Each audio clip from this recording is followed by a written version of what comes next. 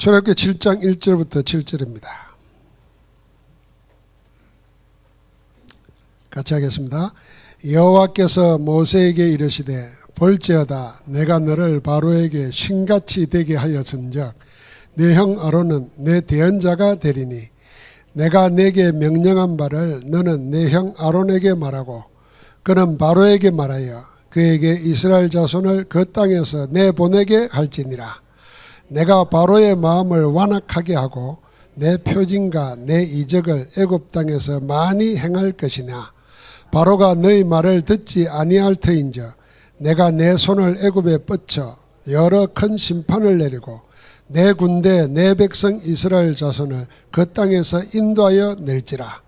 내가 내 손을 애굽 위에 펴서 이스라엘 자손을 그 땅에서 인도하여 낼 때에야 애굽 사람이 나를 여호와인 줄 알리라 하시매 모세와 아론이 여호와께서 자기들에게 명령하신 대로 행하였더라.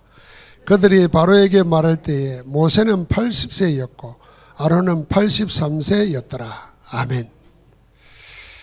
모세는 80세에 시작했으니까 올해는 아직 시간 여유가 있습니다. 지금도 늦지 않습니다. 10가지 재앙이 나옵니다. 이 10가지 재앙은 사실은 하나님이 언약을 성취하기 위한 방편이기도 했습니다. 10가지 재앙과 이 10가지 재앙이 일어나는 속에서도 사단은 교묘하게 우리를 속이고 넘어뜨리려고 계략을 부립니다. 지금도 우리 삶 속에 하나님은 하나님 일을 행하시는데 사단은 안 될 줄 알면서도 온갖 술수 온갖 음모를 동원해 가지고 하나님 일을 방해해 보려고 합니다. 그런데 언약에 확실하게 안 되어 있으면 그게 속아 넘어갑니다. 하나님은 일하시고 계시는데 사단의 방해에 속아 넘어갑니다. 그러니까 하나님의 언약 성취의 축복을 못 보죠. 그래서 우리는 그 답을 가지고 있어야 되겠습니다. 하나님의 목적이 있지 않습니까? 출애굽시키는 하나님의 목적은 출애굽기 3장 18절입니다. 애굽에 노예된 이스라엘 백성들이 사흘 중 광야로 가서 하나님께 제사를 드리라 하오니 내 백성을 내보내라 그랬거든요. 이게 피언약의 제사입니다. 하나님이 이스라엘의 하나님이 되고 이스라엘은 하나님의 백성이 되는 그 언약 체계를 위해서 내보내라는 겁니다. 제사를 다른 말로 하면 예배잖아요. 우리를 죄와 저주와 사단에서 해방시키는 목적이 뭐냐 하면은 바른 예배자 되게 하기 위해서입니다. 우상 섬기는 자, 사단 섬기는 자, 귀신 섬기는 자가 살아계신 하나님 섬기는 자로 되게 하려고 한 겁니다. 그래서 예배의 축복은 구원받은 자만이 참 예배의 축복을 누릴 수 있는 거예요. 그 예배 하나로 다 회복된다는 말이 그 말입니다. 그 하나님의 이 목적은 하나님이 언약을 성취하겠다. 하나님의 성취의 비밀입니다. 그래서 내가 이스라엘 백성의 고통을 듣고 내려가서 그들을 인도하여 내려고 하니 모세를 보고 네가 가서 전해라 그런 겁니다. 하나님은 아브라함과 이삭과 야곱과 맺은 언약을 수백 년이 지났는데도 잊지 않고 기억하셔가지고 그 일을 이루시는 겁니다. 우리가 확실하게 붙잡아야 될 거 뭐냐면 하나님은 말씀을 주시고 주신 말씀은 반드시 이루십니다. 그래서 우리 어디 안에 있으면 되냐? 말씀 안에 있으면 되는 겁니다. 그게 그리스도 안에 있는 것이고 하나님 안에 있는 것입니다. 말씀 안에 어떻게 있습니까? 그거는 우리가 생각해 보면 알 수 있습니다. 우리가 그러고 있지 않습니까? 그런데 바로가 그 말을 듣지 않습니다. 바로의 거부죠. 거부하는데 거부하는 이유를 댑니다. 그 이유를 대는 가운데 바로의 답변이 뭐냐면은 너희 하나님이 너를 건져내라 그러는데 여호와가 누구냐? 이렇게 대묻습니다. 하나님이 누구냐? 이 말 속에는 뭐냐면은 내가 신인데 나 말고 누가 너희 하나님이냐 말이야. 너희는 내 지금 노예고 내 자산인데 내가 너희 신인데 왜 너는 다른 신한테 가서 예배하려고 그러나? 지금 바로가 그런 겁니다.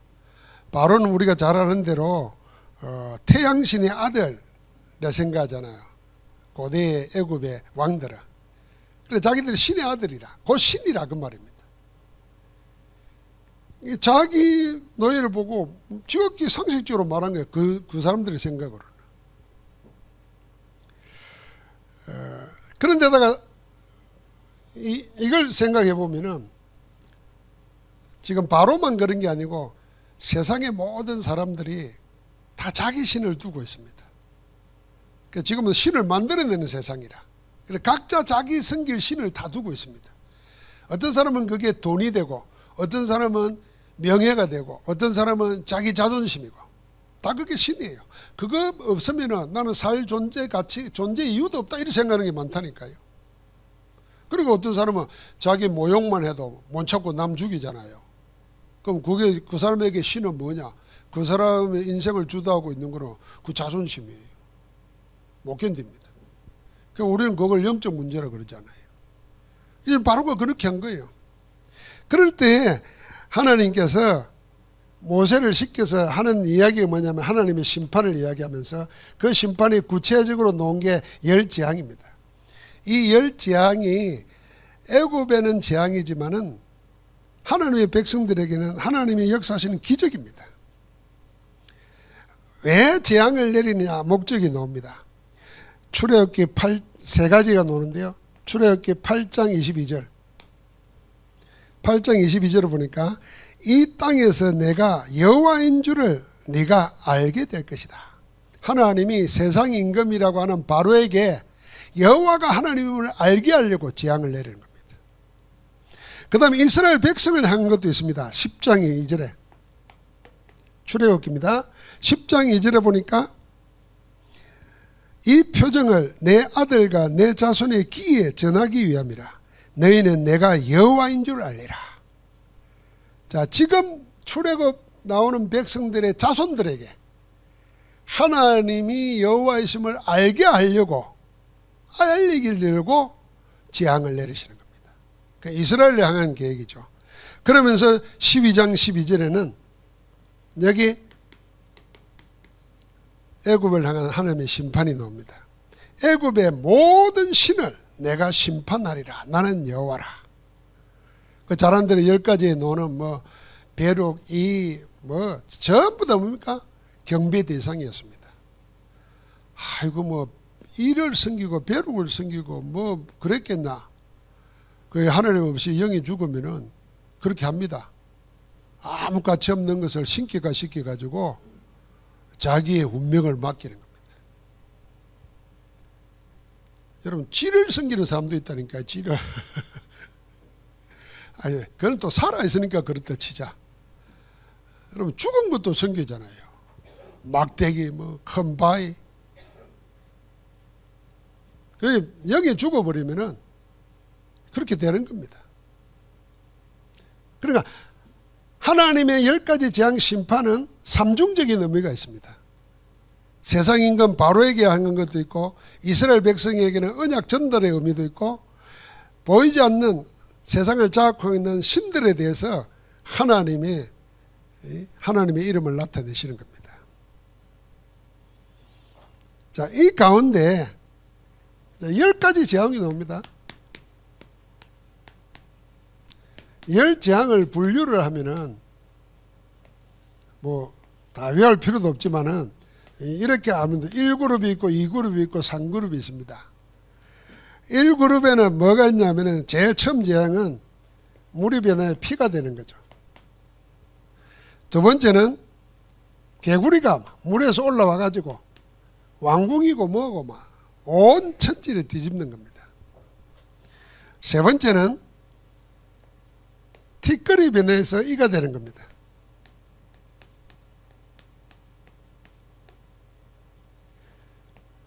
네 번째는 파리 재앙입니다. 다섯 번째는 악질. 여섯 번째는 독종.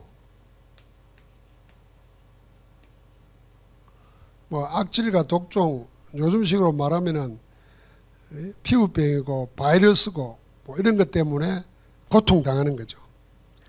그 다음에 상그룹의 일곱 번째는 우박재앙입니다. 여덟 번째가 메뚜기 재앙이. 아홉 번째가 흑암 재앙입니다. 열 번째 재앙이 장자의 죽음입니다.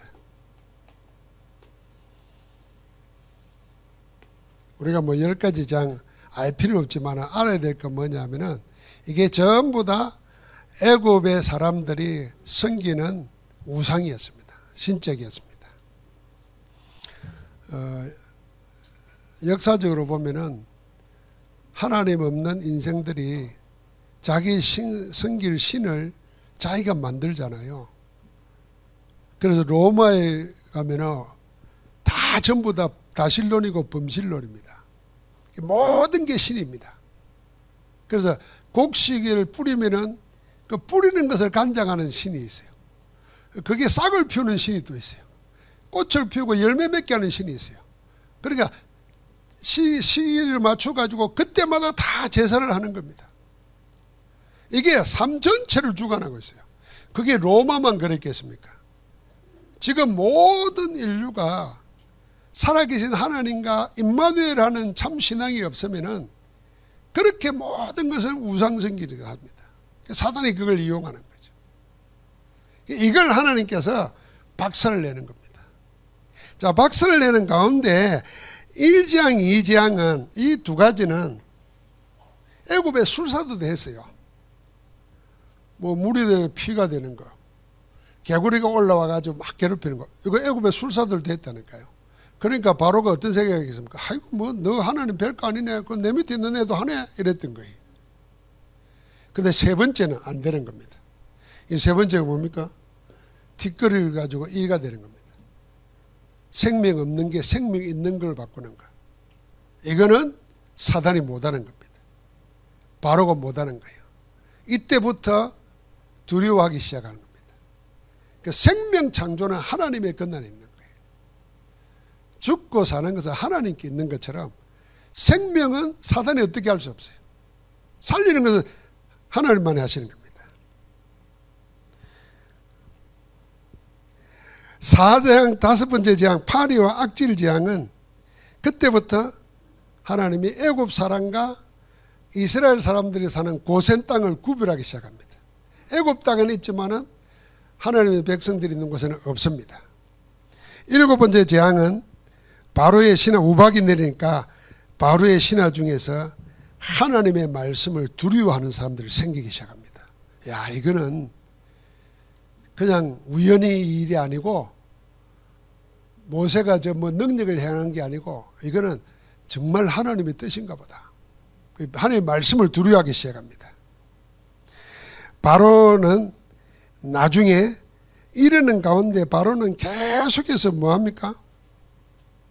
계속해서 거부하면서 더 완악해집니다. 자, 그런데 성경에 7장부터 10장까지 10가지 재앙이 일어나는 가운데 계속 반복되어 나오는 말이 있습니다. 그게 뭐냐면은 하나님께서 바로의 마음을 완악하게 했다는 겁니다. 하나님이 바로의 마음을 완강하게 했다. 그래서 바로가 하나님이 말을 듣고도 안 따른다는 거예요. 이 어감을 잘 보십시오. 하나님이 바로의 마음을 완악하게 하고 완강했다는 거예요.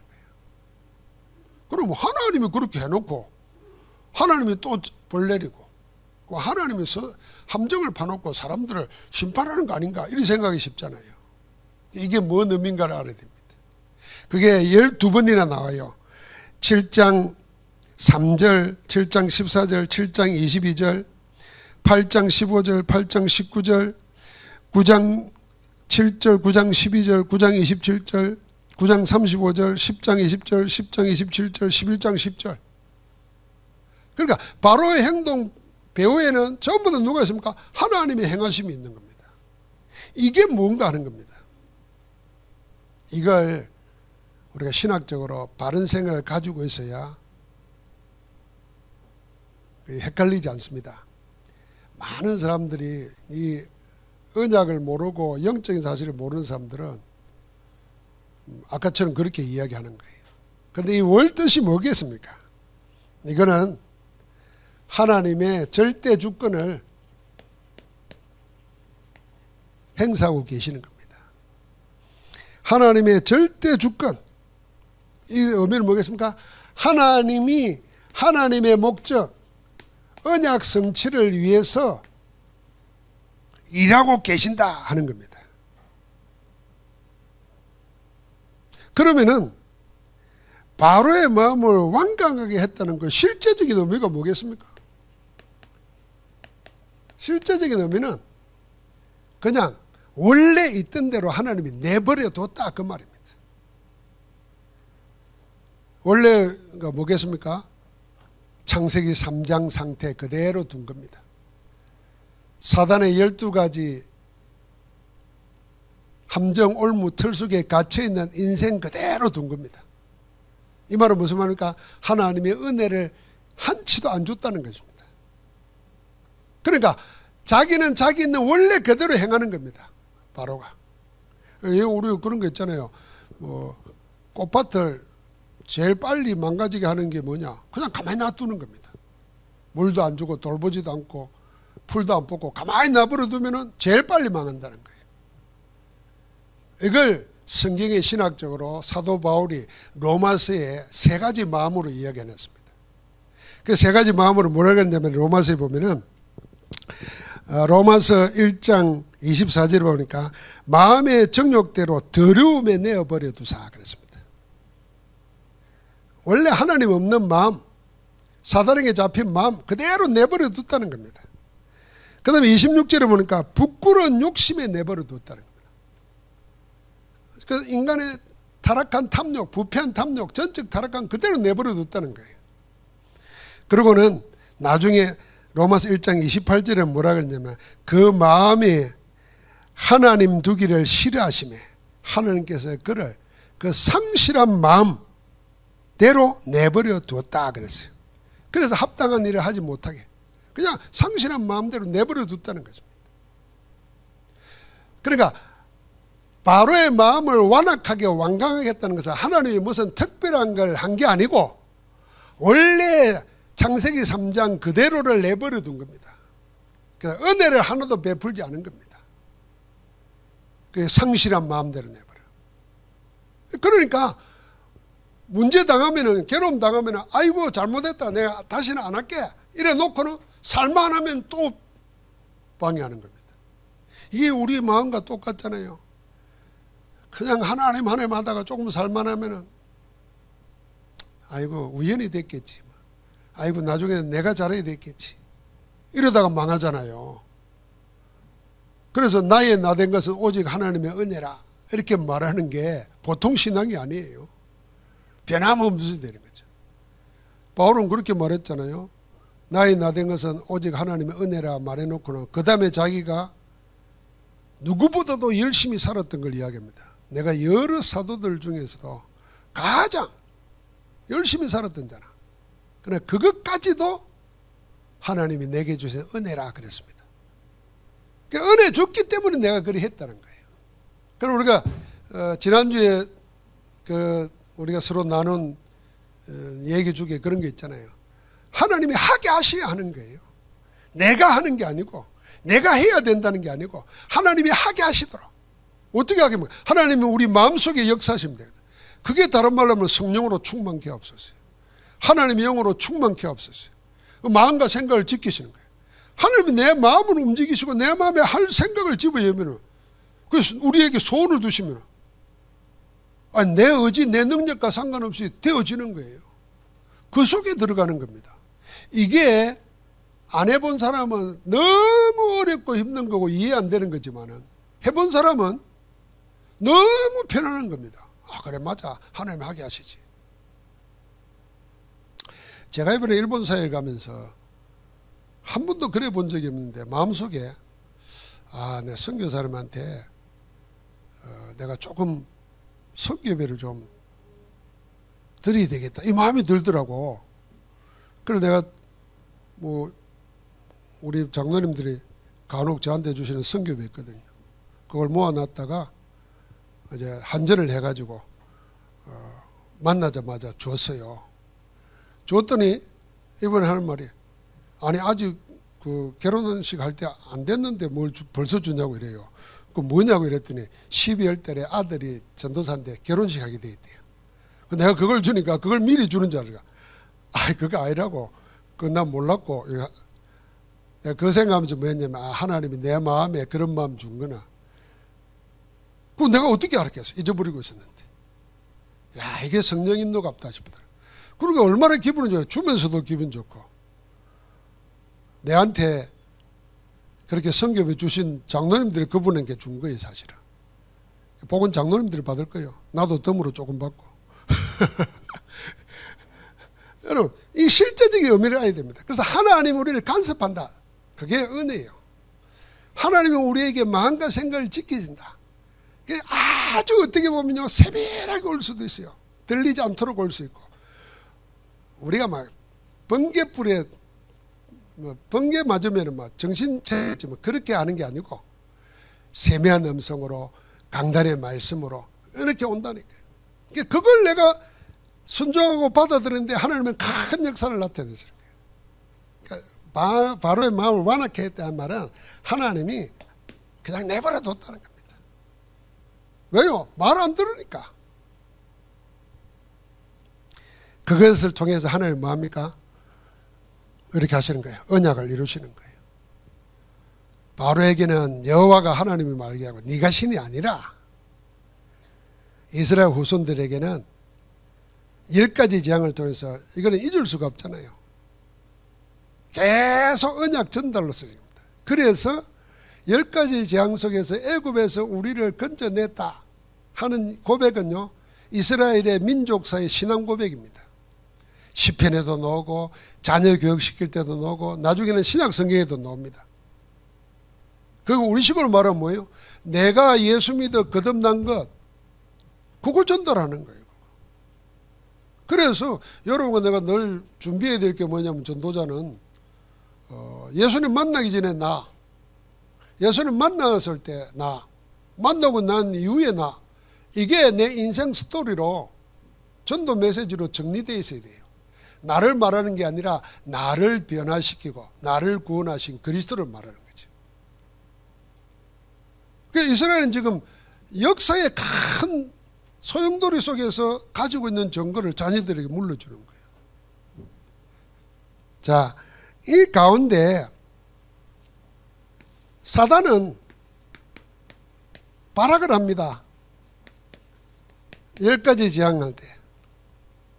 그래서 10가지 재앙을 내릴 때 사단이 어떻게 하느냐면은, 이 4번째 파리 재앙 이후에, 그 다음에 8번째 메뚜기 재앙, 9번째 흑암 재앙 이후에 각각 3가지를 가지고 바로가 타협을 하려고 합니다. 이 바로의 타협안이거든요.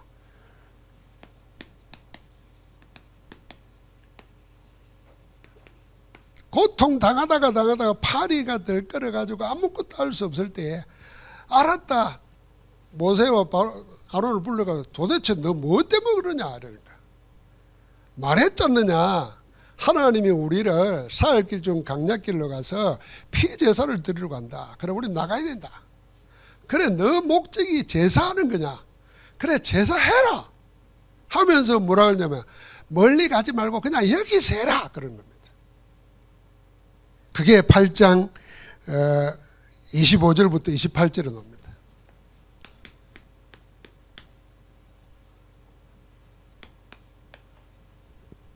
이게 뭘 말합니까? 이게 바로가 타협하는 게, 이게 사단의 계략이에요. 사흘길이라는 게 중요합니다. 아브라함도 하나님 앞에 내 아들 내 족자를 번제물로 드리려 할 때 사흘길쯤 가서 모리아산상에 올라갔잖아요. 사흘길이라는 거 우리가 작심 3일 그러잖아요. 3일이 우리의 한계입니다. 이게 동서양을 막론하고. 그래서 우리는 생각이 바뀌고 작심 3일 그러잖아요. 3일마다 작심을 하면 돼요. 3일마다 작심을 계속하면 돼요. 그러니까 사흘길쯤 간다는 것은 바로의 통치권에서 벗어나는 겁니다. 이게 중요해요. 바로의 통치권 안에서 제사하는 것은 바로에게 하는 거나 마찬가지라. 바로의 통치권을 벗어나는 겁니다.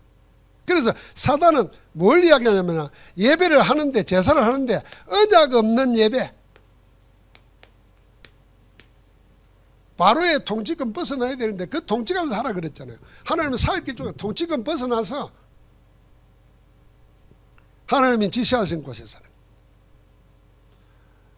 우리가 예배하고 또 예배를 인도하면서도 늘 놓치지 말아야 될 것은 언약 안에서 있느냐 언약 밖에 있느냐를 생각해야 됩니다. 그러니까 우리가 어디서 예배를 하든지 언약 안에 있으면 그 예배는 하나님 받으시는 겁니다. 근데 바로는 언약 없는 하나님 나라의 일이 없는 그런 예배를 다 하는 겁니다. 그러니까 이게 뭔가 종교의 형식적인 예배죠. 습관적인 예배. 예배 드리면 다 된다고 생각하는 거죠. 하나님과 교제가 없는 예배예요. 그러니까 또 거부하니까 그 다음에 뭡니까? 악질이 생기죠. 여러분 피부병 생겨보세요. 몸에 가려운 거 하나 생겨도 잠을 못 자는데 뻑뻑 끓고 피나도록 끓고 그러는데 온몸에 악질 들었다 생각해 보십시오. 못 견디지. 그런데도 독종에 걸렸습니다. 우박까지 내립니다. 견디다 못해서 또 부릅니다. 야, 뭐 때문에 그러냐? 말했잖냐. 사흘길 중 가서 우리 하나님이 제사를 드리러 간다. 그럼 우리 나가야 되겠다. 좋다. 그냥 나가라. 나가라 하면서 뭐라 그럽니까? 이번에는 10장 11절에 보니까 너희 여자와 아이들은 내두고 너희 남정들만 나가라 그럽니다. 이게 뭡니까? 이게 전도 선교 없는 예배예요. 전도 선교 사상 없는 예배. 나만 잘 되면 되는 예배. 그게 기복 예배잖아요. 그걸 이야기하는 거예요. 제가 전도 모를 때는 사실은 목사이면서도 믿지 않는 가족들, 친구들, 더 나아가서 전 세계 우상숭배하고 저주 재앙 가운데 있는 사람들을 위한 기도라는 게 안 부딪혀오잖아요. 결국은 그 사상이 없는 그것은 그냥 나 복 달라고 비는 것 같아요. 그 저주 재앙 안 받으려고 그냥 예배 드리는 것 같다니까. 그 사단은 그렇게 하는 거예요. 그래서 우리가 전도 하기 전에 제가 목회하면서 만난 교인들 중에 우리 교인이든 아니든 교인들 중에 이렇게 말하는 사람이 있어요. 남편이 교회 가도록 배려를 해줘요. 차로 태워주기도 하고. 그러면서 뭔 이야기하다가 우리 남편은요 교회만 안 오지 다른 거는요 장로님들보다 훨씬 좋습니다. 잘합니다 이럽니다. 그 말은 무슨 말이겠어요? 자기 눈으로 볼 때 교인들은 교회에 있는 남자들은 매력도 없고 째째하고 뭐 그런데 우리 남편은 예수만 안 믿지 다른 건 다 좋다는 거예요. 정신 차리고 보니까 그 말이 얼마나 저주스러운 말입니까?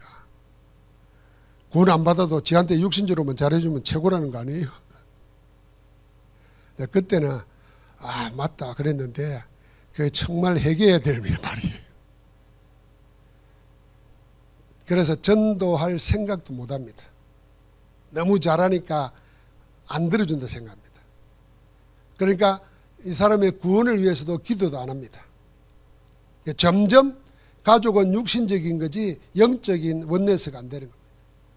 그러니까 내 기도 속에 자식도 남편도 아내도 없는 겁니다. 뭐 어떻게 2, 3, 7, 5천 종족 있겠어요? 불가능하죠. 사단은 그렇게 속입니다. 그래, 니만 잘 믿으면 네가 뿌려놓으면 언제가나 믿을 거야, 이런 위로를 주고 이럽니다. 아닙니다. 우리가 정신 차리고 허감을 꺾고 절대망대를 세우면서 하나님의 시간표가 오도록 계속 기도해야 됩니다. 우리가 지역을 놓고 기도할 때도 2, 3, 7, 5천 종족 후대 놓고 기도할 때도 그 기도해야 돼요. 사단은 여기에 속입니다. 그런데 모세가 나이 80 아닙니까? 안 된다는 거예요. 하나님 우리를 다 데리고 나가라는 거예요. 이게 지금 왕 앞에 그래하면 죽음 당할지도 몰라요. 그러니까 자기는 이미 죽은 모습이라 하나님 앞에 나가서는 하나님의 말씀대로 하잖아요. 이게 나이 늙은 노인네가 꽃이 피우는 게 아닙니다. 이게 하나님의 말씀이 된 생을 거는 거예요.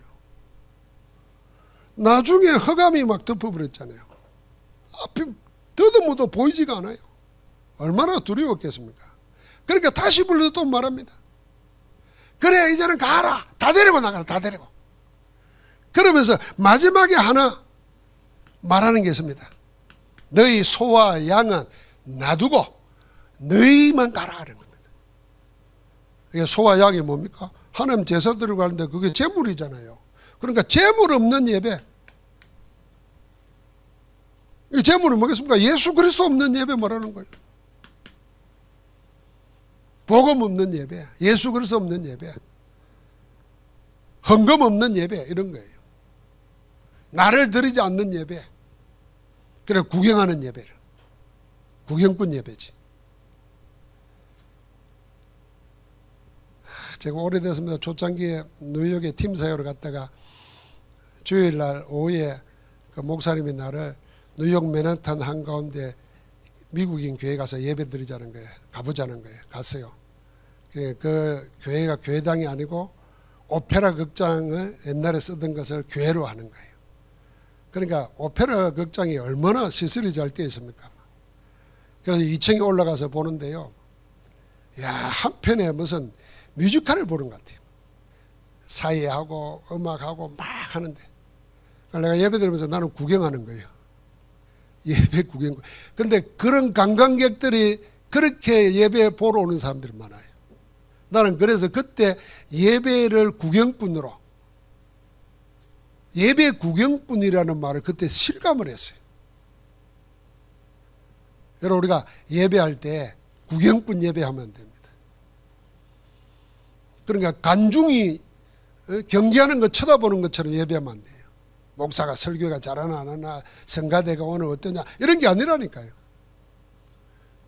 그리스도 제물 드리고 나를 그리스도 안에서 산 제물로 드리는 거예요. 그래서 나는 죽고 그리스도가 살아나는 거, 그 예배를 통해서 우리가 체험하고 누려야 되는 거예요. 그러니까 지금도 사단은 10가지 재앙 속에서 계속 뭐 하냐면은 계략을 뿌리면서 이런 언약 없고 전도 선교 사상 없고 재물 없는, 그리스도 없는, 피 없는 예배를 자꾸 집어넣는 겁니다. 여기 당하지 말아야 됩니다. 그래서 예배는 문화에 따라서 이렇게 저렇게 할 수 있지만은 예배의 본질은 안 바뀌어야 됩니다.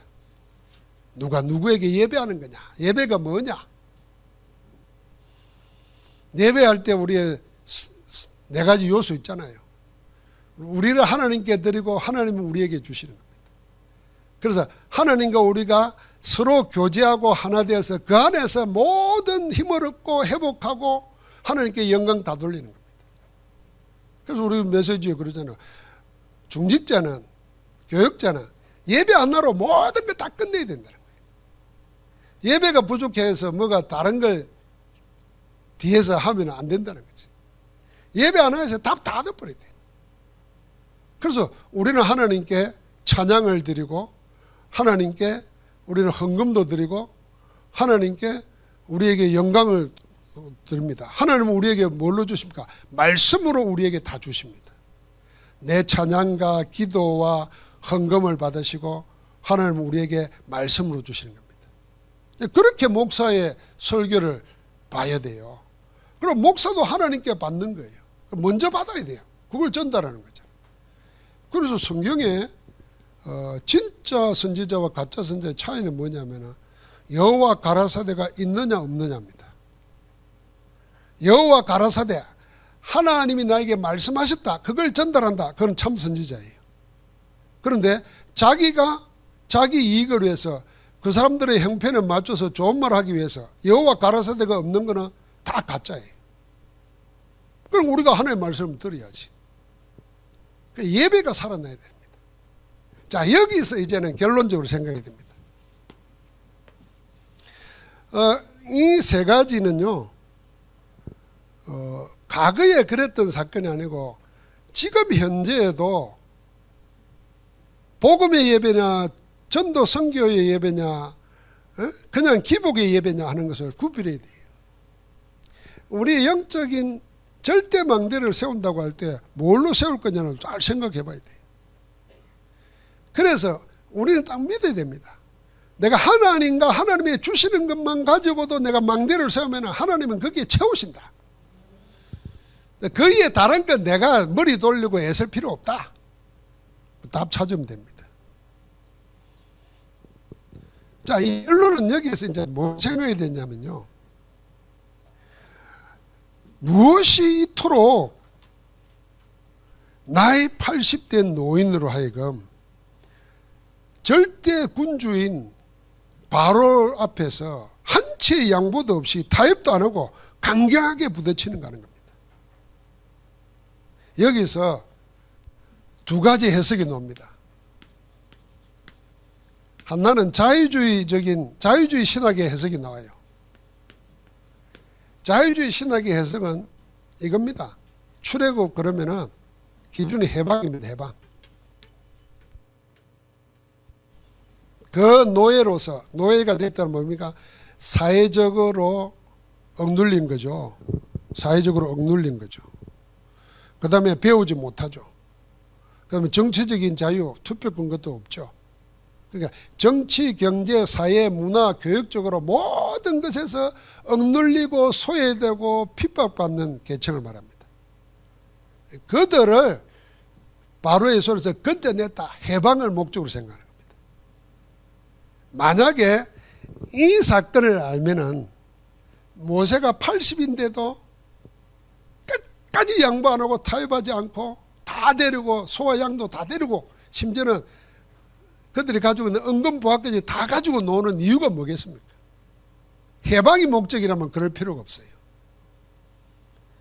두 번째 타협 왔을 때 너희 남자만 나가라 그랬을 때 우리 같으면 막 가자 우리라도 가자. 어이구 잘됐다, 막 지금 마누라 꼴보기도 싫은데 가자 빨리. 이러고 나설 남자가 있었을까요, 없었을까요? 있지. 나부터 그랬을지 몰라. 해방이 목적이라면. 세 번째는 이제 그런 갈등할 필요도 없잖아요.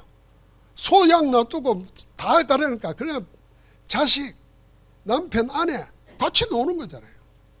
우리 옛날에 이북에서 북한에서 넘어올 때 어땠습니까? 살림살이 가져와서 이불 보따리 하나 집어주고 놓은 거잖아요. 소와 양을 어떻게 끌고 옵니까?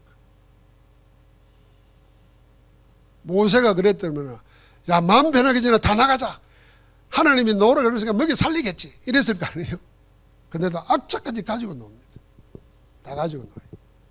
그래서 모세의 목적이 뭐냐는 겁니다. 여러분 지금 이렇게 가르쳐져 많아요. 모세의 목적은 하나님의 온전한 언약 성취에 한치도 양보 안 하고 거기에 자기를 드리는 겁니다. 그게 믿음입니다. 언약을 성취하시는 하나님 앞에 자신을 온전히 맡기는 겁니다. 그래서 진정한 출애굽기의 목적은 뭐냐면 이 해방이 아니고 하나님과 이스라엘 백성 사이에 언약을 맺는 겁니다. 그 언약 맺는 것이 시내산에 가가지고 출애굽기 19장부터 24장까지 나오는 겁니다. 참 목적은 언약 성취입니다. 제가 그런 말 하잖아요.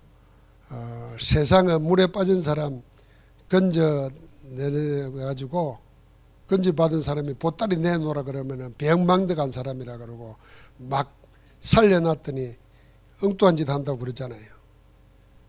근데 우리의 구원은 우리의 생명 살릴 뿐 아니라 우리에게 살 수 있도록 보따리까지 주어진 겁니다. 그게 뭡니까? 하나님과의 관계 회복된 거예요. 언약 관계로.